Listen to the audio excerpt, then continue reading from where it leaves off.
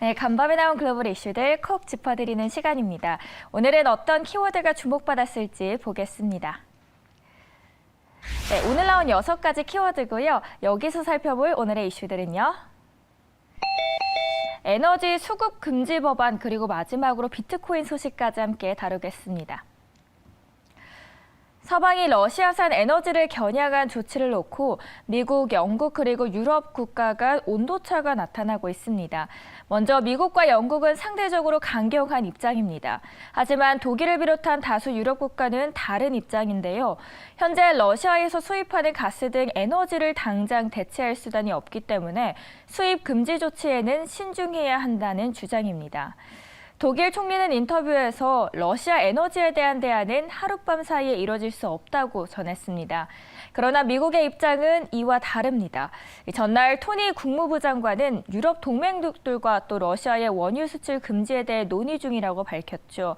미국 행정부는 초기에 유럽 동맹에 참여 없이도 독자적으로 러시아산 원유 수입을 금지하는 조처를 검토하고 있습니다. 이날 런던에서 영국, 캐나다, 네덜란드는 정상회담을 했는데요. 입장 차이가 다소 드러났습니다. 캐나다와 영국은 먼저 동일한 입장입니다. 캐나다 총리는 유럽이 러시아 에너지에 너무 의존하는 실수를 되풀이하지 않기를 바란다고 촉구했고요.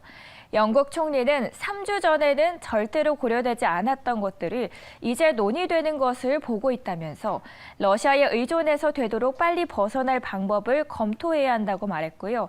향후 며칠 내에 에너지 공급 전략을 제시하겠다고도 전했습니다. 다만 하룻밤 사이에 러시아 에너지 사용을 끊을 수는 없다며 단계적 탈피를 제안했다고 BBC가 보도했습니다. 하지만 네덜란드 총리는 다소 다른 입장을 내놨습니다.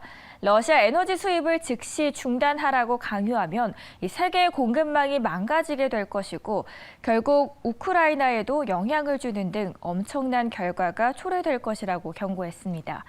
그러면서 변화는 꾸준히 하는 것이지 갑자기 이루는 것이 아니라고 덧붙였습니다.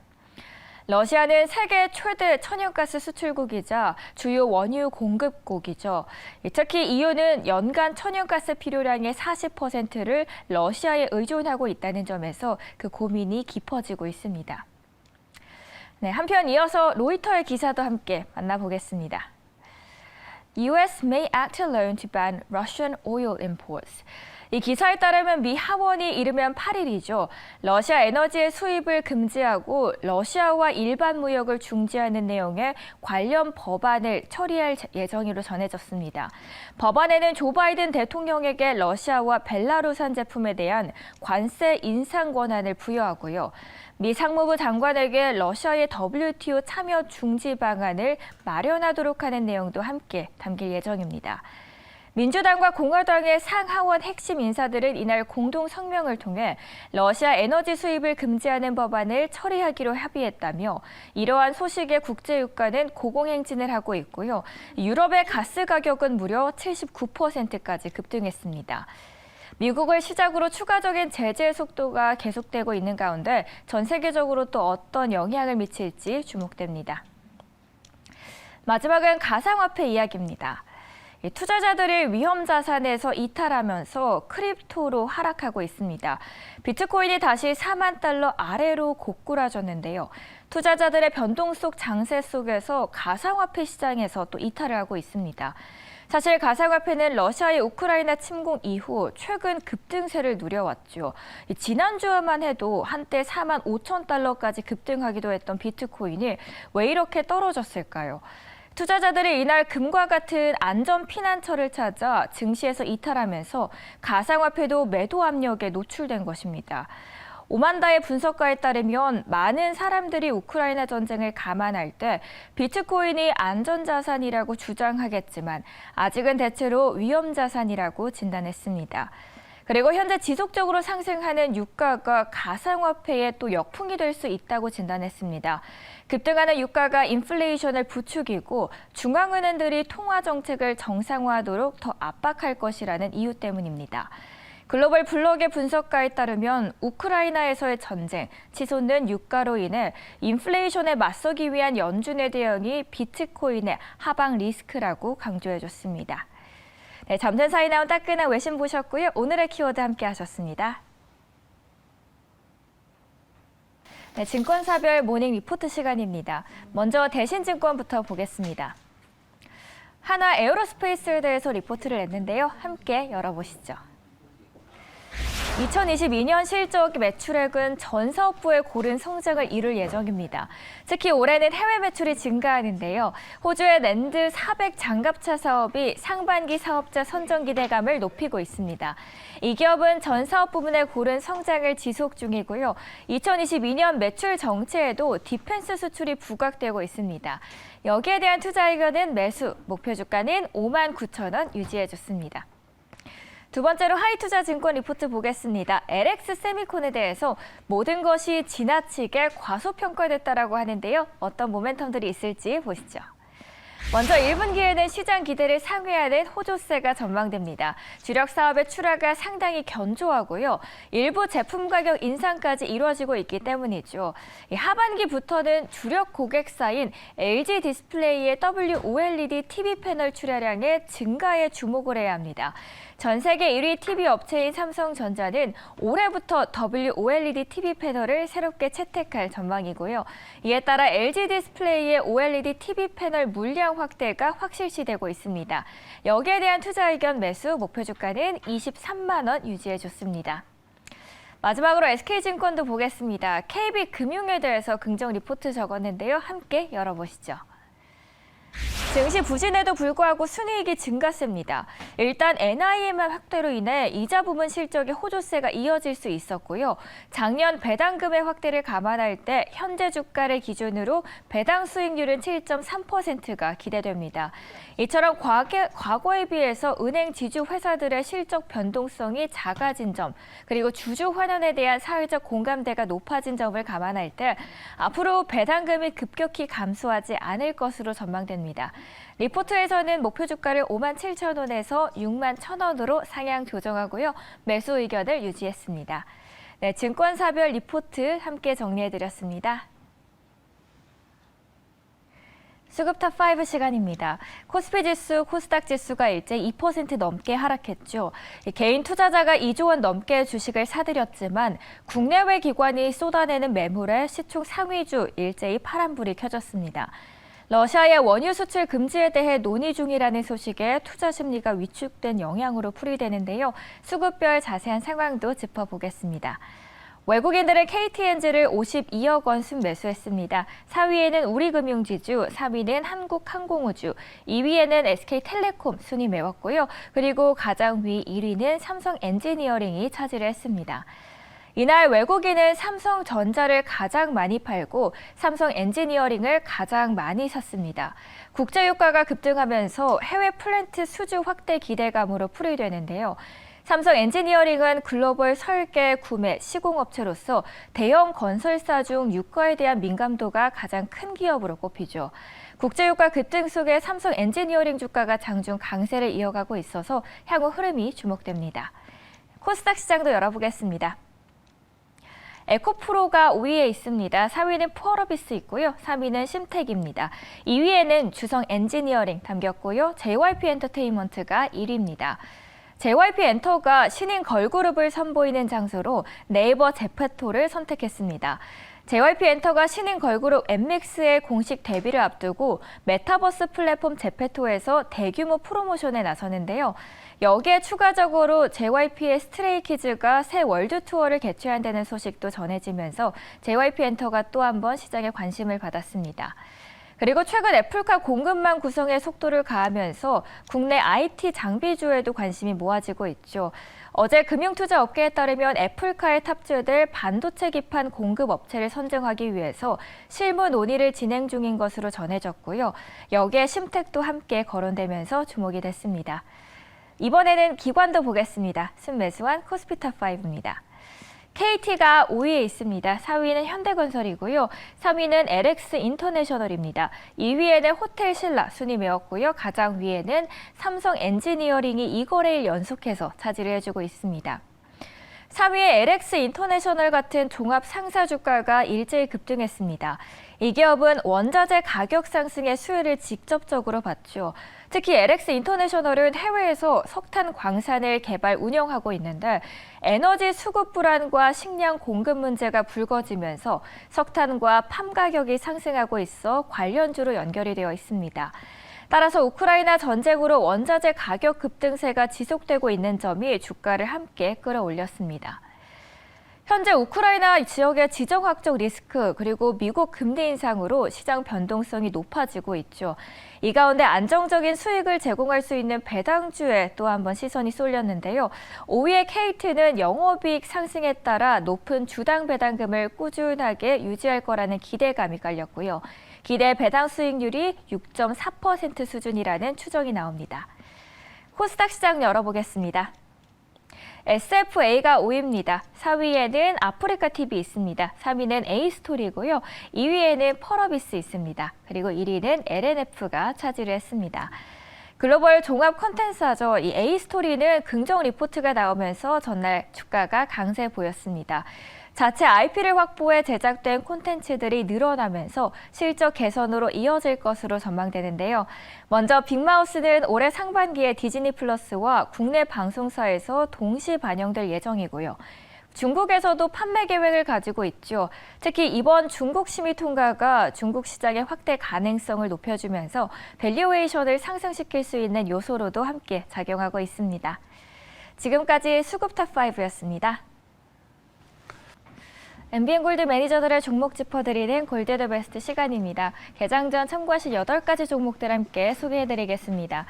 이창원 매니저는 환경 생태 보건 사업을 하고 있는 자연과 환경을 소개했습니다. 차기 정부의 인프라 투자 확대 기대감이 투자 포인트입니다. 종가는 1,380원, 목표가는 1,520원입니다. 김준호 매니저는 국내 1위 중고차 플랫폼 사업을 하고 있는 K카입니다. 이 기업은 온라인 중고차 시장의 확대로 매출이 급격하게 증가 중입니다. 종가는 32,050원, 목표가는 36,500원입니다. 네, 한견수 매니저는 우주항공 그리고 UA임 등 신사업을 하고 있는 하나시스템을 소개했고요. 작년에 1조 원대 유상증자로 신사업을 순항 중입니다. 종가는 16,250원, 목표가는 22,000원입니다. 최한덕 매니저는 알루미늄 가격 상승에 따라서 매출이 증가하고 있는 PJ메탈을 소개했습니다. 자동차 부품 수요 증가에 따라서 상승세는 앞으로도 꾸준히 지속될 것으로 보입니다. 종가는 6,530원, 목표가는 7,500원입니다. 네, 정석의 매니저는 드라마 중심의 콘텐츠 제작사입니다. A스토리를 준비했고요. 인플레이션 영향이 제한적이어서 흑자 전환에도 성공한 기업입니다. 종가는 32,950원, 목표가는 37,500원입니다. 황대현 매니저는 독자적인 비즈니스 모델을 확고하게 장착하고 있는 아프리카TV를 준비했습니다. BBIG K뉴딜 지수 편입 자금 유입 기대감이 투자 포인트입니다. 종가는 144,300원, 목표가는 17만 원입니다. 고강현 매니저는 콘텐츠 관련 사업을 하고 있는 뉴를 준비했습니다. 극장의 관객 수가 회복되고 또 메타버스 시장 진출을 함께 제시했는데요. 종가는 11,800원, 목표가는 13,200원입니다. 신광석 매니저는 반도체 디스플레이 장비 사업을 하고 있는 KC텍을 준비했습니다. 제품별 매출 비중은 반도체가 76%, 디스플레이는 24%인 기업입니다. 종가는 2만 원, 목표가는 2만 3천 원 터치하길 기대하겠습니다. 오늘도 이렇게 8가지 회사들 소개해드렸습니다. 지금까지 골드 더 베스트였습니다. 안녕하세요. 히든카드 박지원입니다. 그리고 박준남 매니저 함께하고 있습니다. 매니저님 안녕하세요. 네, 안녕하세요. 네, 오늘 우리 시장 뉴욕 3대 지수가 2% 넘게 급락하자 또 하락을 면치는 못했지만 그래도 비교적 잘 단단하게 버텨주고 있습니다. 그 안에서 오늘도 저희는 알짜게 2종목을 준비했습니다. 먼저 그렇다면 저희 리뷰 종목부터 들어가 볼 텐데요. 2차 전지 소재주들이 이 니켈 가격 급등으로 인해서 일제히 다 파란불을 켜주고 있거든요. 근데 유일하게 앞서서 말씀해 주신 GI텍이 수익을 냈습니다. 저희 이렇게 차트 보면서 한번 리뷰 부탁드릴게요. 지금 어제 미국 시장이 그리고요, 저희 어제 리뷰한 네. 종목이 있습니다. 네. KG케미칼인데 오늘도 또 상승 흐름을 네. 보여주고 있어요. 네, 어제 KG케미칼 보면서 이랬죠. 수익 다른 종목으로 수익 내기 힘드시면 그냥 굳이 하지 말아라. 예. KG케미칼 맞습니다. 바닥에서 지금 잡아가지고 지금 11%까지 줬네요. KG케미칼 더욱더 탄력을 받길 기원하겠습니다. 저희 이번에 본격적으로 히든카드 시작을 해보겠습니다. 네. 오늘 어떤 종목 들고 오셨을지 궁금한데요. 간밤에 니켈이 장중 90%까지 급등을 했더라고요. 역대 최대치를 예. 기록을 했습니다. 예. 역대 최대치에다가 역사상 최대치입니다. 그쵸. 15년 만에. 맞아요. 급등했는데 뭐 러시아전 때문에 그런 거죠. 네. 그래서 니켈 관련주를 어제 준비했는데 너무 많이 올랐어요. 아, 이미. 그래서 이 지금 첫 번째 종목은 좀 안따 이렇게 덜썩 네. 급등했으니까 좀 미수를 좀 기다렸다가 하시든지 그렇게 하셔야 될 것 같아요. 네, 그렇다면 오늘의 히든카드 공개해 볼게요. 네, 오늘의 키워드는 니켈 폭등이고요. 네. 네, 니켈 폭등입니다. 제가 니켈 관련주입니다. 관련주고. 니켈 같은 경우에는 또 2차 전지 주요 원료 중 하나잖아요. 그죠, 핵심 재료죠, 배터리. 그렇죠. 배터리 들어가는 그렇다면 게 이제 니켈이니까. 전기차도 수요가 많아지고 있으니까 그죠. 연관성이 좀 있을 것 같아요. 예, 당연히 실적 좋겠죠. 네. 예, 전기차가 이제 대중화됐으니까. 거기에다 실적 좋은데 사실 이제 나올 종목은 제가 한 1월 달에 한번 들고 나왔어요. 오. 1월 달에 한번 들고 나왔는데 어제 이제 다시 한번 이제 좀 준비를 했는데 어제 시간에서 뭐 관련 니켈 관련주들이 막 상한가고 그랬더라고요. 보니까 네. 아침에 보니까 네. 그래서 좀 많이 좀 떠 있으니까 좀 주의하시면 좋을 것 같아요. 그래서 니켈 같은 경우는 이제 러시아산 그 수입 에너지 이제 수입 금지를 하고 있잖아요. 지금 네. 미국 의회에서 하나씩 통과시켰는데 그것도 있고 전기차 2가지 있고 또 니켈 관련주는 수익이 다 좋습니다. 실적이. 네, 요즘 그렇게 흐름 보시면 될것 좋은데 그렇다면 니켈 가격 상승으로 인해서도 제품까지도 영향을 받을 수 있는 오늘의 기업을 공개해 보도록 하겠습니다. 네, 종목명은요 한금 ST입니다. 오늘 장 초반부터도 10% 이상 급등을 예. 한 기업입니다. 예. 10% 이상 더 큰 수익 기대하면서 저희 투자 포인트 만나보겠고요. 현재 흐름도 체크해 보시죠. 황금 ST 현재 8.6% 상승하고 있습니다. 1,800원 선에서 거래되는데요. 투자 포인트 짚어보겠습니다. 네. 비철금속, 전기차 그리고 철도까지 모두 다 포함되어 있는 기업이 또 황금 ST만큼 네. 매력적인데요.